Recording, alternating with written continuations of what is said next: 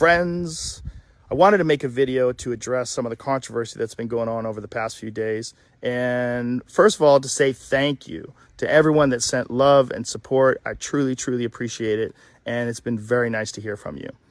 I wanted to make this video, first of all, because I think there's a lot of people that have a distorted perception of what I do, maybe based on sound bites or based on headlines of articles that are disparaging.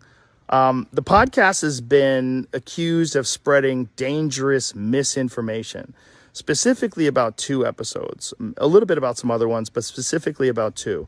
One with Dr. Peter McCullough and one with Dr. Robert Malone. Dr. Peter McCullough is a cardiologist, and he is the most published physician in his field in history. Dr. Robert Malone owns 9 patents on the creation of mRNA vaccine technology and is at least partially responsible for the creation of the technology that led to mRNA vaccines. Both these people are very highly credentialed, very intelligent, very accomplished people, and they have an opinion that's different from the mainstream narrative. I wanted to hear what their opinion is. I had them on, and because of that, those episodes in particular, those episodes were labeled as being dangerous. They had dangerous misinformation in them. The problem I have with the term misinformation, especially today, is that many of the things that we thought of as misinformation just a short while ago are now accepted as fact. Like, for instance, 8 months ago, if you said, if you get vaccinated, you can still catch COVID and you can still spread COVID, you would be removed from social media. They would ban you from certain platforms.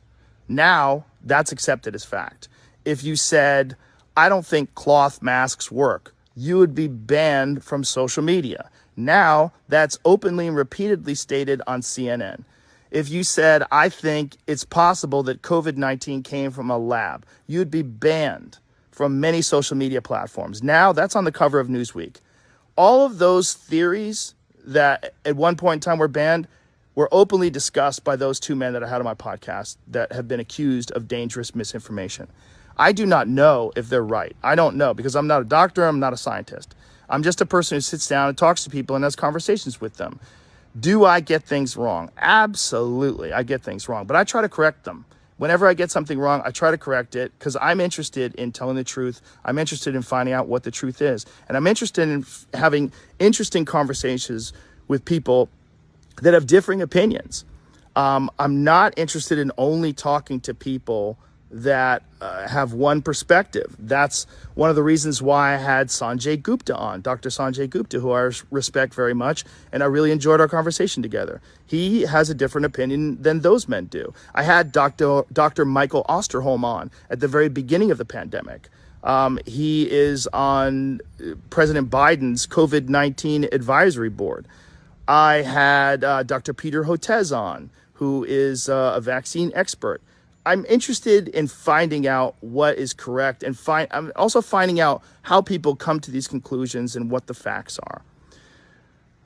Now, because of this controversy, and I'm sure there's a lot of other things going on behind the scenes with these controversies, but Neil Young has removed his music from the platform of Spotify, and Joni Mitchell and apparently some other people want to as well. I'm very sorry that they feel that way. I most certainly don't want that. I'm a Neil Young fan. I've always been a Neil Young fan. I'll tell you a story at the end of this about that. One of the things that Spotify wants to do that I agree with is that at the beginning of these controversial podcasts, like specifically ones about COVID, is to put a disclaimer and say that you should speak with your physician and that these people and the opinions that they express are contrary to the opinions of the consensus of experts, which I think is very important. Sure, have that on there. I'm very happy with that. Also, I think if there's anything that I've done that I could do better is have more experts with differing opinions right after I have the controversial ones. I would most certainly be open to doing that. And I would like to talk to some people that have differing opinions on those podcasts in the future. We'll see. I do all the scheduling myself, and I don't always get it right. These podcasts are very strange because they're just conversations. And oftentimes I have no idea what I'm going to talk about until I sit down and talk to people. And that's why some of my ideas are not that prepared or fleshed out, because I'm literally having them in real time. But I do my best, and they're just conversations. And I think that's also the appeal of the show. It's one of the things that makes it interesting. So I want to thank Spotify for being so supportive during this time. And I'm very sorry that this is happening to them and that they're taking so much heat from it. And so now the Neil Young story. When I first of all, I'm not mad at Neil Young. I'm a huge Neil Young fan. I've always been a Neil Young fan. When I was 19, I was a security guard at a place called Great Woods in Mansfield, Massachusetts. It's an outdoor concert amphitheater, and Neil Young was playing there. And this was the last day I worked there. I quit during the Neil Young concert. The job was kind of crazy because there was a lot of times it was fights broke out and stuff. And I think I probably got like $15 an hour, and I was not about to get beat up for $15 an hour. So I would bring a hoodie with me whenever I worked. So in case the shit hit the fan and it got too crazy, I would just put my hoodie on and leave and cover my security outfit, my security shirt. So one day during a Neil Young concert, there's the amphitheater, the way it's set up is there's a covered area outside that has seats, and then there's a lawn area behind it. And the lawn area during the Neil Young concert, they got a little rowdy. It was cold out, and they started bonfires. So they had these raging fires on the lawn, and we were supposed to go and put these fires out and stop them. So we tried for a little while, but then brawl started breaking out, and it started getting crazy. And I was like, fuck this. So I put my hoodie on, I zipped it up, and I left. And I drove home, and as I was driving home, I was singing, "Keep on rocking in a free world." That was my last day on the job. I don't even think I collected my last check. So no hard feelings towards Neil Young, and definitely no hard feelings towards Joni Mitchell. I love her too. I love her music. Chucky's in Love is a great song. I don't know what else I can do differently other than maybe try harder to get people with differing opinions on right afterwards. I do think that that's important, and do my best to make sure that I've researched these topics, the controversial ones in particular, and have all the pertinent facts at hand before I discuss them. Again, I'm not trying to promote misinformation. I'm not trying to be controversial.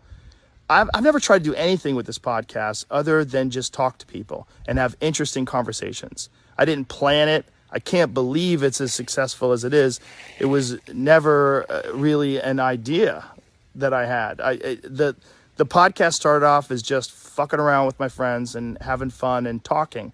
And then when it became popular, other people wanted to come on, and I was like, oh, it'd be cool to talk to that person. Oh, he's interesting. Oh, she's got a cool book out. And then boom, it's become what it is today, which is like some out of control juggernaut that I barely have control of.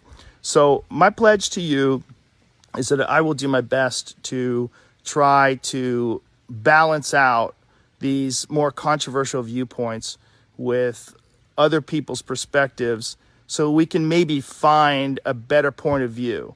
I don't want to just show the contrary opinion to what the narrative is. I want to show all kinds of opinions so that we can all figure out what's going on, and not just about COVID, about everything, about health, about fitness, wellness, the state of the world itself.